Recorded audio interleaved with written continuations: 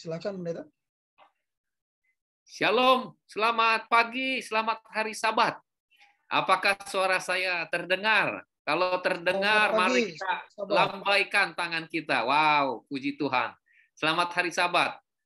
Aduh, terima kasih banyak kepada pimpinan gereja kami, Pendeta Tampu Bolon, Aldeman.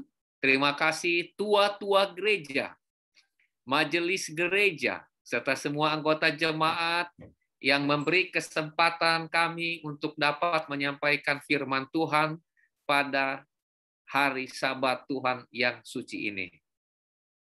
Bapak, Ibu, Saudara-saudara, terima kasih juga untuk pelajaran sekolah Sabat yang telah disampaikan oleh hamba Tuhan, Evangelis Stefanus Wijaya, yang menjabarkan pelajaran sekolah Sabat kita secara komprehensif. Ini pelajaran yang sangat luar biasa. Dan khotbah pada siang hari ini, Pak Stefanus, adalah melanjutkan pelajaran sekolah Sabat tadi. Saya lihat di closing statement tadi, selangkah lagi ketika Tuhan menyelesaikan tugasnya, Ia akan datang. Untuk itu, Bapak, Ibu, Saudara-saudara sekalian, mari kita tunduk kepala, kita berdoa sebelum kita membuka lembaran firman Tuhan. Bapa yang penuh kasih dalam kerajaan sorga, di hari Sabat Tuhan yang suci ini, kami bersama dengan umat-umat Tuhan di Jemaat Mount Moriah, kami datang lewat aplikasi Zoom. Kami boleh melihat wajah kami masing-masing. Kami menyatukan hati kami, pikiran kami untuk belajar daripada firman Tuhan. Ketika lembaran firman Tuhan akan dibukakan, kiranya Tuhan berkati masing-masing kami, supaya iman kami boleh dikuatkan menjelang kedatangan Tuhan yang tidak lama lagi. Terima kasih Bapa, dalam nama Tuhan Yesus kami berdoa. Amin. Baik, pertama-tama izinkan saya untuk share screen.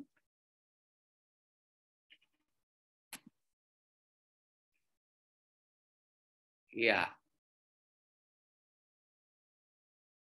Pada hari Sabat ini, judul firman Tuhan yang akan kita pelajari adalah seberapa dekatkah kedatangannya. Tadi Bapak Stefanus mengatakan selangkah lagi. Saya ingin mengajak kita untuk melihat di dalam Alkitab selangkah lagi. Waktu yang sangat singkat dia akan datang. Namun sebelumnya saya ingin membawa satu berita sukacita kepada kita sekalian. Oleh karena selangkah lagi dia akan datang. Saat ini Uni Indonesia Kawasan Barat memiliki satu program untuk memasuki 50 kota kabupaten yang belum dimasuki.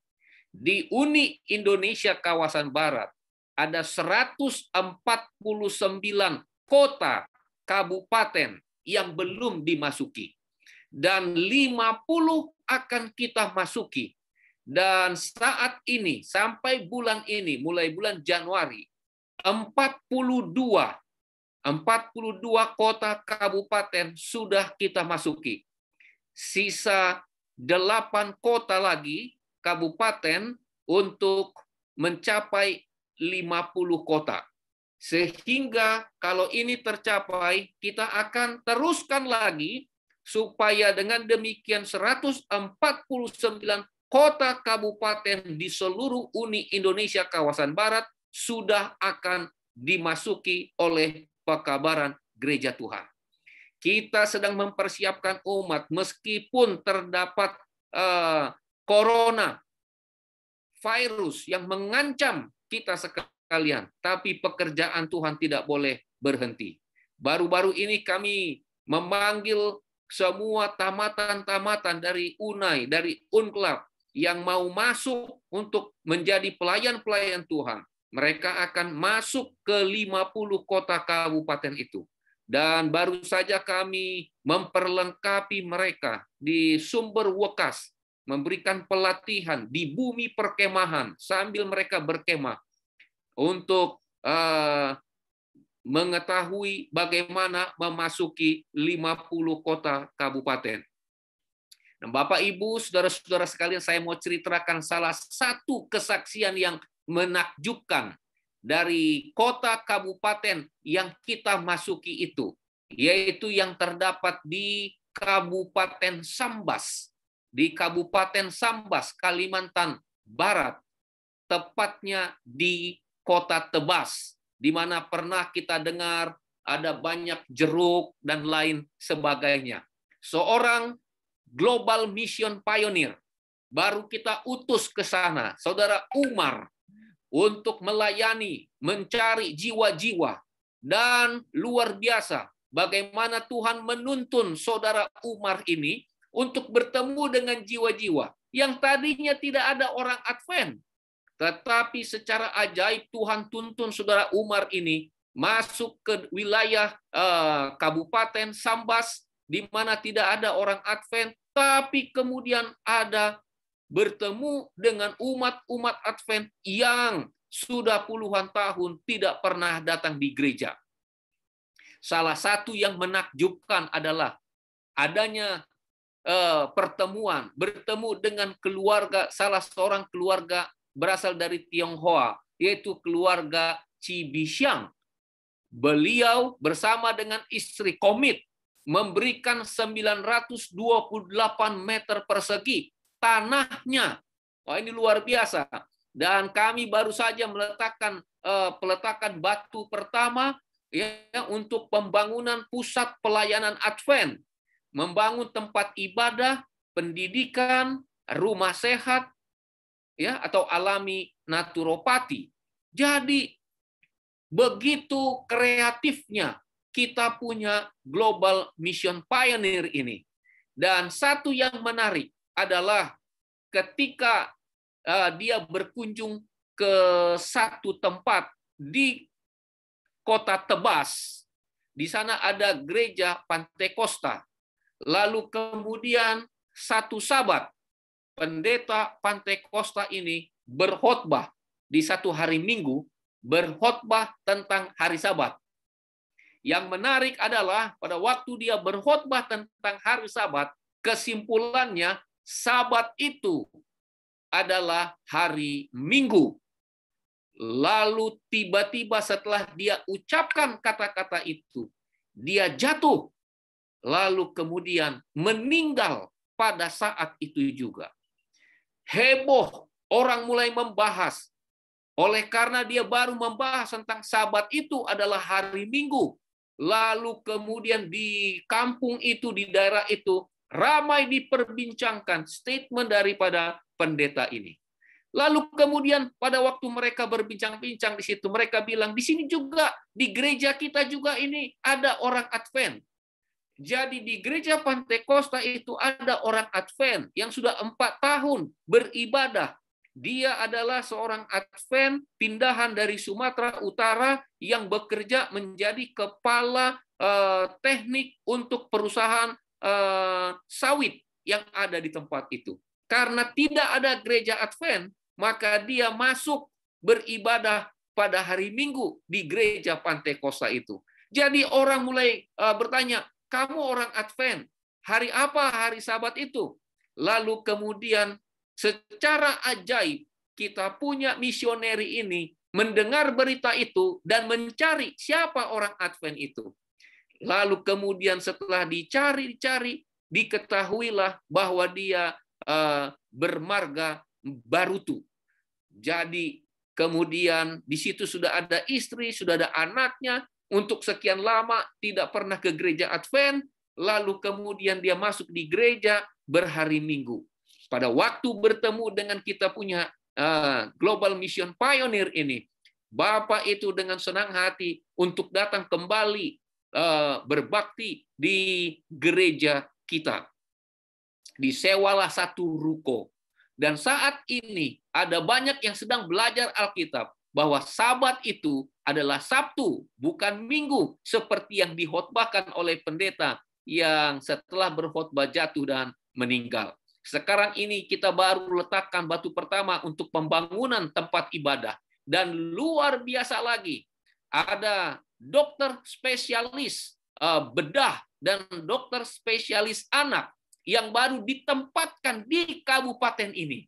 Ya, mereka juga sekarang menopang di situ. Sekarang diangkat menjadi ketua pembangunan dokter rumah sakit umum yang ada di tempat itu. Ajaib sekali Tuhan itu.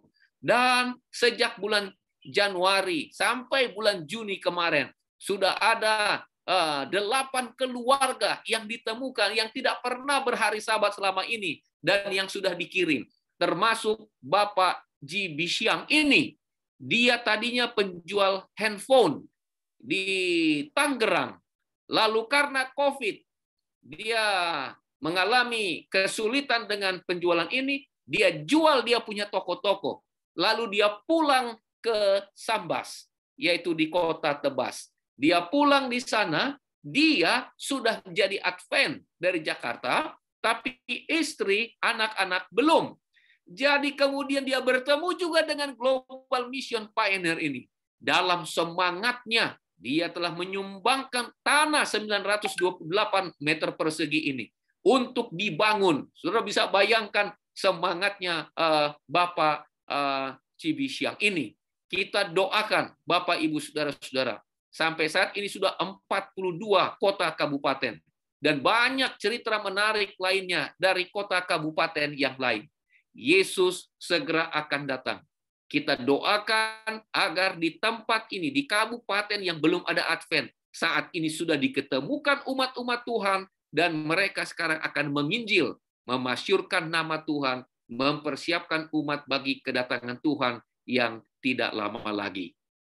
Bapak, Ibu, Saudara-saudara, berapa dekatkah kedatangan Yesus yang kedua kali? Mari kita mulai pelayanan firman Tuhan pada hari Sabat ini dengan mempelajari Daniel pasal yang kedua, ayat yang ketiga. Dalam Daniel pasal 2 ayat yang ketiga, aku bermimpi dan hatiku gelisah karena ingin mengetahui mimpi itu. Saya tidak akan menceritakan secara mendetail, sebab kita semua sudah tahu jalan cerita ini. Setiap kali KKR, kadang-kadang cerita ini yang diangkat. Raja Nebukadnezar bermimpi. Lalu dia katakan dalam Daniel 2 ayat 3, hatiku gelisah karena ingin mengetahui mimpi itu. Lalu kemudian apa yang terjadi setelah itu? Diceritakanlah mimpi yang besar, mimpi yang diterima oleh Raja Nebukadnezar itu. Di dalam Daniel pasal 2 ayat 45, tepat seperti apa yang Tuhan kulihat, bahwa tanpa perbuatan tangan manusia, sebuah batu terungkit lepas. Setelah dia melihat ada patung yang besar, lalu kemudian dia melihat ada batu yang terungkit lepas dari gunung, meremukkan besi, tembaga, tanah liat, perak, emas itu. Allah yang maha besar telah memberitahukan kepada tuanku raja, kata Daniel, apa yang akan terjadi di kemudian hari. Mimpi itu adalah benar dan maknanya dapat dipercayai. Saya senang dengan kalimat ini, bahwa Raja Nebukadnezar mendapat satu penglihatan apa yang akan terjadi di kemudian hari. Jadi kita berbicara tentang apa yang akan terjadi di kemudian hari. Mimpi itu katanya adalah benar dan maknanya dapat dipercayai. Di dalam Daniel 2 ayat 41, kita hidup di zaman jari-jari kaki. Setelah kepala terbuat dari emas, perak, perunggu, besi, Lalu kemudian adalah 10 jari kaki yang terbuat dari besi bercampur tanah liat. Daniel pasal 2 ayat 41 menceritakan peristiwa itu. Tetapi kemudian di ayat yang ke-45 akan ada, ya, tanpa perbuatan tangan manusia, sebuah batu terungkit lepas dari gunung dan meremukkan besi, tembaga, tanah liat, perak, dan emas itu. Apa itu? Itu bercerita tentang kerajaan batu, yaitu kerajaan Yesus Kristus, yang akan menghancurkan akan kerajaan-kerajaan dalam mimpi patung besar itu. Kita ada di penghujung, di bahagian paling bawah, di jari-jari kaki. Setelah itu tidak ada lagi. Artinya, setelah zaman kita ini, kerajaan batu akan datang, menimpa akan dunia kita ini, bangsa-bangsa di dunia ini. Pertanyaannya adalah, seberapa dekatkah kedatangannya? Dari Daniel pasal yang kedua itu kita dapati sangat dekat. Satu langkah lagi, selangkah lagi, Yesus segera akan datang. Kita ada di kerajaan kaki.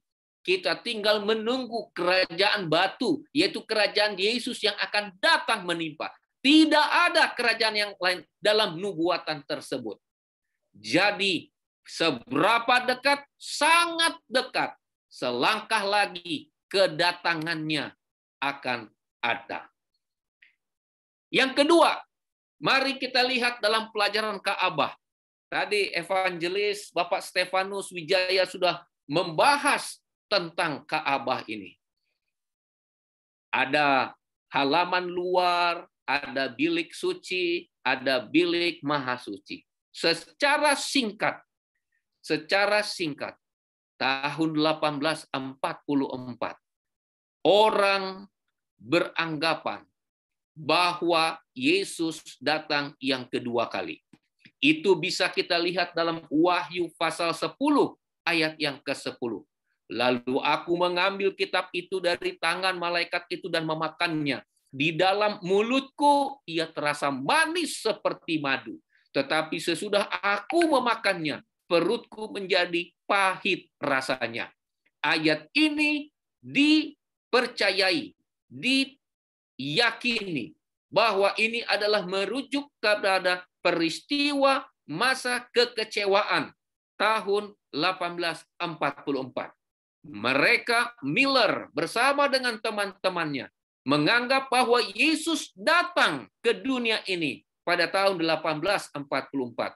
Tapi ternyata Yesus tidak datang. Sehingga apa yang manis di mulut itu, pengharapan yang manis itu, ketika masuk di dalam perut menjadi pahit.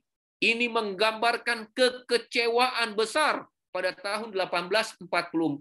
Tetapi di dalam buku Wahyu pasal 10 ayat yang ke-11, ayat berikutnya, maka ia berkata kepadaku, engkau harus bernubuat lagi kepada banyak bangsa, kaum, bahasa, dan raja. Bernubuat lagi, artinya belajar lagi.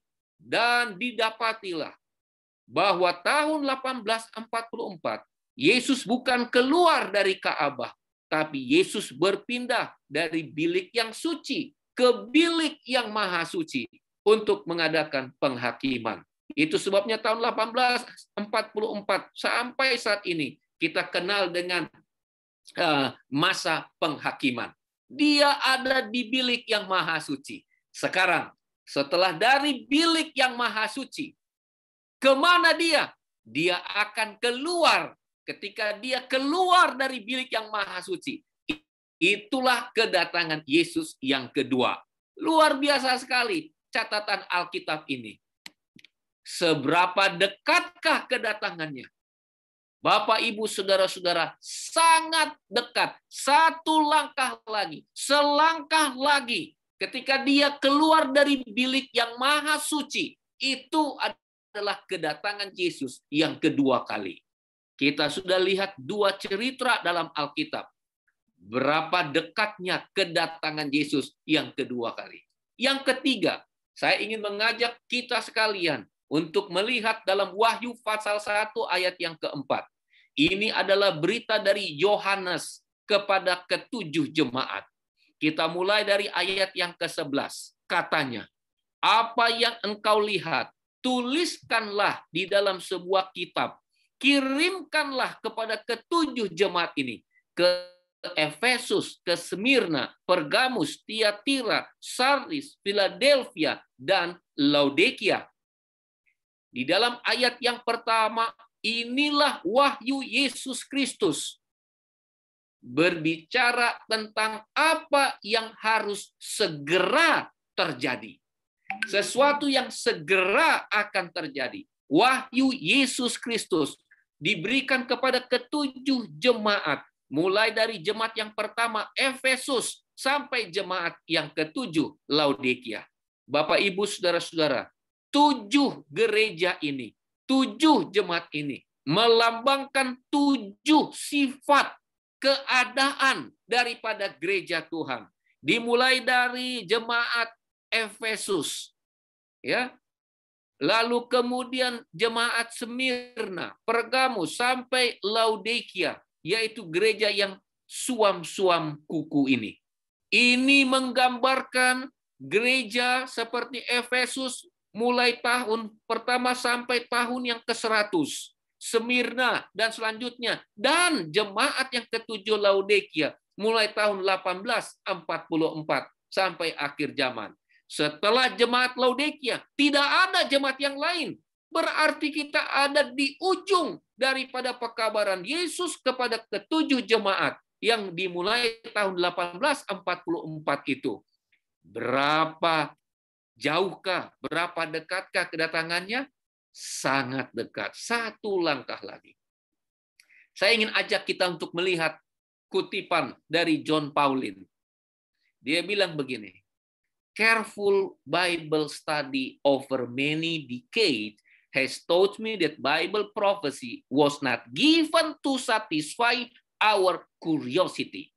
Jadi nubuatan-nubuatan dalam Alkitab yang kita sudah pelajari tadi, ada 3 paling sedikit yang saya sudah ceritakan kepada Bapak, Ibu, Saudara, diberikan bukan untuk memuaskan rasa ingin tahu. Hanya sekedar ingin tahu saja apa yang akan terjadi. Kita ada 1 langkah lagi di depan. Hanya ingin tahu bahwa 1 langkah lagi adalah kedatangan Yesus. Nubuatan-nubuatan ini diberikan adalah it was given to teach us. Itu diberikan untuk mengajarkan kepada kita bagaimana kita hidup ketika mendekati akhir dari sejarah dunia. Jadi, nubuatan-nubuatan yang kita pelajari adalah untuk mengajarkan bagaimana sesungguhnya orang-orang Advent, umat-umat Tuhan, umat-umat yang diasingkan untuk maksud yang kudus ini, dipersiapkan bagaimana hidup kita ketika mendekati akhir daripada sejarah dunia. Inilah yang kita mau lihat hari Sabat ini. Bagaimana hidup kita, bagaimana kita hidup mendekati akhir zaman ini. Suatu waktu Yesus bertemu dengan murid-muridnya. Lalu muridnya bertanya kepada Yesus, apakah tanda kedatanganmu dan tanda kesudahan dunia ini? Di dalam Matius 24 ayat yang keempat, jawab Yesus kepada mereka, waspadalah supaya jangan ada orang yang menyesatkan kamu. Bapak, Ibu, Saudara-saudara, bagaimanakah orang Advent, umat-umat Tuhan hidup pada akhir penutupan sejarah dunia ini? Apa? Bagaimana kehidupan kita? Itulah yang ditanyakan murid-murid itu kepada Yesus. Jawab Yesus, waspadalah supaya jangan ada orang yang menyesatkan kamu. Sahabat, ini saya ingin ingatkan kembali kepada kita, waspadalah. Umat-umat Tuhan harus waspada. Jangan ada orang yang menyesatkan kamu. Bagaimana cara menyesatkannya? Ini yang kita perlu pelajari. Matius 7 ayat yang ke-15. Dia akan menyamar seperti domba, tetapi sesungguhnya mereka adalah serigala yang buas. Di dalam gereja, serangan setan kepada gereja adalah dia datang seperti domba, walaupun dia adalah serigala yang buas. Matius 7 ayat 16, dari buahnya lah kamu akan mengenal mereka. Ya, dari buahnya. Ayat yang ke-17, setiap pohon yang baik menghasilkan buah yang baik, sedang pohon yang tidak baik menghasilkan buah yang tidak baik. Bagaimana aplikasinya? Saat ini gereja kita mendapat banyak serangan-serangan. Baik itu ajaran-ajaran yang menimpa gereja kita. Ya, seperti ya kita sebutlah beberapa ajaran seperti meragukan keilahian Yesus Kristus. Bahkan sekarang ini ajaran yang menyatakan bahwa Roh Kudus itu bukanlah Allah, tetapi hanyalah roh daripada Yesus Kristus. Banyak yang akan muncul dalam gereja-gereja menyamar seperti domba, tapi mereka adalah serigala-serigala yang buas. Waspadalah, kata firman Tuhan. Lalu kemudian dalam 2 Tesalonika pasal 2 ayat 1 sampai 3. Tentang kedatangan Tuhan kita Yesus Kristus, supaya kamu jangan lekas bingung dan gelisah. Kita diminta jangan lekas bingung dan gelisah. Umat-umat Tuhan, ketika banyak serangan-serangan datang masuk ke dalam gereja, jangan lekas bingung dan gelisah. Janganlah kamu memberi dirimu disesatkan orang. Sebelum hari itu haruslah datang dulu murtad. Bahkan di ayat yang keempat, ia duduk di bait Allah dan mau menyatakan diri sebagai Allah. Jadi serangan di dalam gereja. Jangan kamu lekas bingung dan gelisah. Yang kedua, berbicara tentang kehidupan umat Tuhan. Hidup Bapak, Ibu, Saudara, dan saya. Bagaimana kehidupan umat Tuhan? Matius 24 ayat 12. Kasih kebanyakan orang akan menjadi dingin. Waspada, karena kasih kebanyakan orang akan menjadi dingin. Ayat yang ke-10. Banyak orang akan murtad. Dan mereka akan saling menyerahkan, saling membenci. Saat ini gereja kita pun diterpa dengan serangan-serangan seperti ini. Kasih sudah mulai dingin. Saling menyerahkan ke pengadilan, saling membenci. Tidak heran akan ada kemurtatan. Itu sebabnya kita harus berhati-hati. Yang ketiga, saya hanya sampaikan 3 saja, Bapak Ibu, yang sangat urgent, yang perlu kita ketahui. Apa yang dikatakan dalam Daniel 12 ayat yang keempat. Pengetahuan akan bertambah. Wah, ini bagus kalau pengetahuan akan bertambah. Oleh karena kita bisa berkomunikasi. Ya, sekarang dengan adanya internet, kita bisa mengikuti Zoom.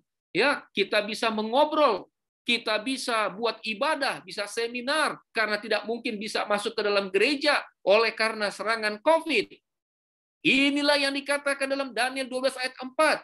Wah, di zaman kami dulu, waktu sekolah dulu, ini belum ada ini. Ya, jangankan itu, HP saja tidak ada. Ya, mengandalkan telegram. Ya, itulah yang bisa untuk berkomunikasi, menulis surat. Jadi kantor pos sangat. Tapi sekarang kantor pos sepi. Oleh karena dalam hitungan detik kita bisa beribadah, ya, berbicara di Amerika, di Nederland, di mana, di Sumatera, di mana, di dalam hitungan detik saat itu juga pengetahuan bertambah, menyebabkan kita bisa mengikuti seminar ini. Namun kita harus tahu bahwa ilmu pengetahuan yang dikatakan di dalam Daniel yang dibuatkan itu adalah untuk menggenapi Matius 24 ayat 14. Dan Injil kerajaan ini akan diberitakan di seluruh dunia menjadi kesaksian bagi semua bangsa. Sesudah itu barulah tiba kesudahannya. Ilmu pengetahuan yang bertambah-tambah dalam kitab Daniel menjadi ciri daripada akhir zaman ini. Sekarang kita sudah rasakan, tapi jangan lupa, ilmu pengetahuan itu adalah untuk menyebarkan Injil kerajaan ke seluruh dunia. Jangan kita pernah lupa akan hal ini. Bahwa penggunaan HP, penggunaan komputer, penggunaan internet semua adalah bagaimana supaya Injil diberitakan di seluruh dunia menjadi kesaksian bagi semua bangsa. Kenapa? Oleh karena seorang ahli misiologi, bernama Robertson, dia katakan begini, 3 dari 4 orang tidak pernah mendengarkan with understanding, tidak pernah mendengarkan dengan pengertian, ya, jalan hidup dalam Kristus itu seperti apa. Yang lebih tragis lagi, setengah dari orang-orang di dunia tidak dapat mendengar akan firman Tuhan ini karena there is no one near enough to tell them. Karena tidak ada satu orang yang dekat dengan dia untuk menceritakan kepadanya tentang kabar keselamatan ini. Dengan pengetahuan yang bertambah-tambah, sekaranglah waktunya kita bisa dekat dengan yang lain. Jarak tempat yang jauh bisa sangat dekat untuk menceritakan. Saudara-saudara orang muda, inilah kesempatan menceritakan kepada sahabat teman kita tentang kabar baik. Orang-orang tua, saya sangat senang oleh karena evangelis Stefanus Wijaya yang selalu menggunakan internetnya untuk memberitakan pekabaran-pekabaran, kabar-kabar baik, ya, kata-kata yang membangkitkan. Inilah yang dibutuhkan. Akan lebih banyak lagi orang. Matius 24 ayat 4 tadi katakan waspadalah. Jadi di gereja kita perlu waspada. Akan ada ajaran-ajaran palsu. Serigala duduk dalam Ka'bah. Kemudian dalam kehidupan umat, kasih menjadi dingin. Banyak yang murtad, tidak ada yang memperhatikan, bahkan saling menyerahkan, masuk di pengadilan, dan lain sebagainya. Lalu kemudian yang ketiga ini, pengetahuan bertambah-tambah. Kita sudah pelajari tadi ilmu pengetahuan bertambah-tambah pada akhir zaman, supaya Injil kerajaan ini diberitakan kepada semua orang. Itu adalah fokus utama dari Matius pasal 24 ayat yang keempat itu. Dengan adanya ilmu pengetahuan ini, kita bisa sampaikan kabar baik kepada banyak orang yang ada di sekitar kita. Itulah sebabnya mengapa kita harus perhatikan dengan seksama. Tetapi, ini dia, Wahyu 12 ayat 12. Celakalah kamu, hai bumi dan laut. Karena iblis telah turun kepadamu dalam geramnya yang dahsyat. Karena ia tahu bahwa waktunya sudah singkat. Teknologi yang dipakai, yang harusnya untuk memberitakan tentang berita keselamatan ini, tentang Injil ke seluruh dunia, celakanya bahwa iblis pun menggunakan hal itu untuk maksud-maksud membinasakan. Karena dia datang dalam geramnya yang dahsyat. Kenapa dia geram? Dia marah dengan dahsyat karena tahu bahwa waktunya sudah singkat. Yesus satu langkah lagi, dia akan datang. Setan tahu ini. Itulah sebabnya dia gunakan hal yang sama untuk menipu kita. Tidak heran, ilmu pengetahuan bertambah. 2 bahaya mengancam. Yang pertama adalah apa yang dikatakan oleh Paus Francis. Dia katakan it is a very ugly things. Kenapa dia katakan? Karena dalam satu acara misa yang diselenggarakan itu, orang-orang mengangkat dia punya handphone. Padahal dia ingin orang-orang mengangkat hatinya. Lift up our heart. Tapi mereka mengangkat handphonenya. It is very ugly things. Kita juga mengalami hal yang sama di dalam gereja. Dalam pertemuan seperti ini, apakah kita sedang duduk mendengarkan firman Tuhan ini, ataukah kita juga sedang membuka, meninggikan kita punya handphone. Handphone kita pakai untuk beribadah. Tapi jangan lupa tadi, setan juga akan menggunakannya itu supaya kita tidak melupakan, supaya kita melupakan pekabaran Tuhan. Lihatlah Bapak Ibu, 5 media sosial yang paling populer di dunia ini pada kuartal kedua tahun 2020. TikTok, Facebook, Instagram, Snapchat, Twitter. Dengan bertambahnya teknologi, Injil kerajaan harus disampaikan. Tapi setan mengubahnya. Berapa banyak orang yang menggunakan TikTok, Facebook, Instagram, sampai mereka lupa akan waktu. Sebagai contoh, saya hanya ambil satu saja contoh. TikTok ini sudah dipakai oleh 300 juta pengguna. Aplikasi video singkat yang dilengkapi dengan berbagai filter dan musik. Ya, banyak orang yang terjebak dengan aplikasi ini. Pemborosan waktu, timbulnya hoaks, pemicu pembanding kehidupan sosial dan ekonomi di masyarakat. Aplikasi yang belum ramah kepada kalangan anak-anak di bawah umur. Tidak heran di koran-koran ada banyak anak-anak yang terganggu pikirannya, masuk di rumah sakit oleh karena candu kepada TikTok. Tadinya komunikasi ini Tuhan mau supaya Injil kerajaan yang diberitakan. Tetapi banyak orang yang saat ini masuk di rumah sakit karena tidak dapat mengatur waktunya. Menimbulkan potensi kepada anak kecil untuk melihat konten vulgar, berbau hedonisme di TikTok secara bebas yang belum sesuai dengan umur. Menjadi sebuah media bullying dan sarkasme. TikTok menyajikan orang-orang yang saling berbalas kata-kata sarkasme untuk menunjukkan rasa tidak suka kepada orang lain.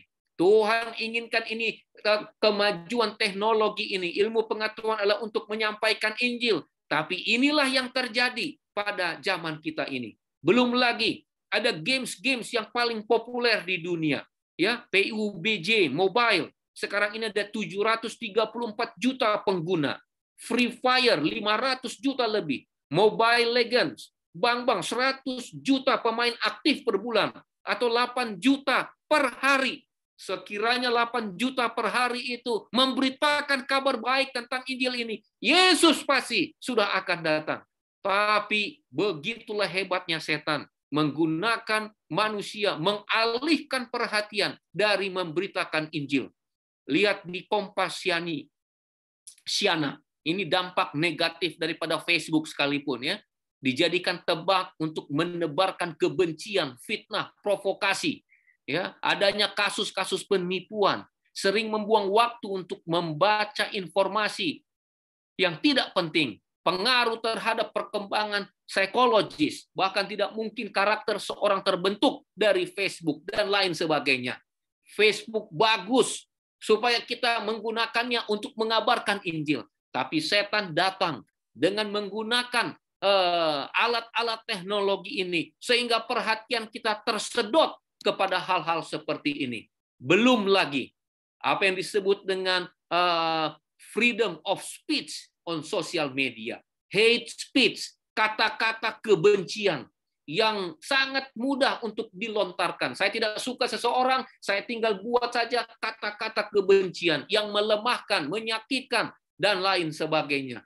Inilah serangan setan menggunakan teknologi yang tadinya adalah kesempatan bagi kita untuk mengembangkan pekerjaan Injil, tapi telah digunakan untuk maksud yang tidak benar. Seberapa dekatkah kedatangannya? Yesus sudah sangat dekat. Selangkah lagi, Dia akan datang yang kedua kali. Kita perlu berhati-hati. Maka doa kita, Tuhan, berikanlah aku kuasa. Kuasa Roh Kuduslah yang dapat merubah orang yang biasa menjadi alat yang efektif untuk memenuhi misi Kristus. Mungkin kita tidak dipandang sebagai orang yang hebat, tetapi ketika kita menggunakan teknologi ini, kata-kata firman Tuhan yang begitu baik, memberi kekuatan, kita kirimkan kepada teman-teman kita, saudara-saudara kita akan menguatkan iman mereka. Inilah yang harus kita lakukan. Dia segera akan datang. Dan kuasa Roh Kudus kita perlukan untuk maksud-maksud tersebut. Wahyu 22 ayat yang ke-20. Ya, aku datang segera. Yesus katakan, aku datang segera. Kalau dia sendiri sudah katakan, aku datang segera. Satu langkah lagi, dia akan datang.